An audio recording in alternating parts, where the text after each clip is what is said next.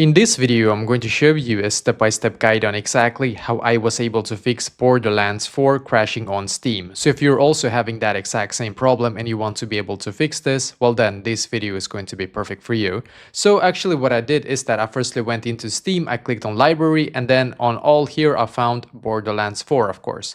Then I just right-clicked on it and I clicked on manage here.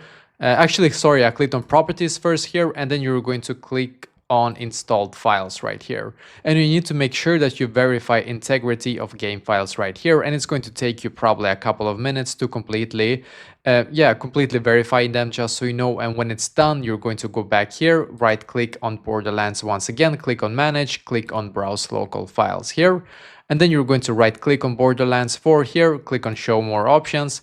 And then you're going to, I'm just going to make sure that you can see. So show more options and click on properties, then click on compatibility in here.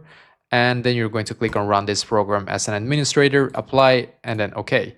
Now, what I did after that is that I just closed this one, and then you're going to search for device manager on your PC. So click here on device manager.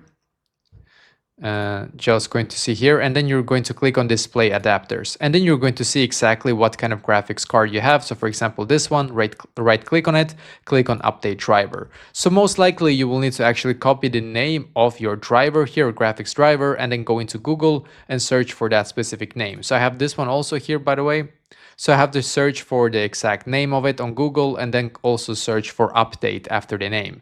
And I need to make sure that I go into the official website from the manufacturer, and then you're going to update your drivers there. And when it's done, you can go back and try Borderlands 4 once again. If it still is for some reason not working, it might be due to that your computer maybe cannot handle the game completely. I think you can see somewhere on the game itself exactly what it's required. Actually, I forgot exactly how to check it, but for sure you should be able to actually check it somewhere on Steam also. But yeah, basically that is exactly how I was able to fix it.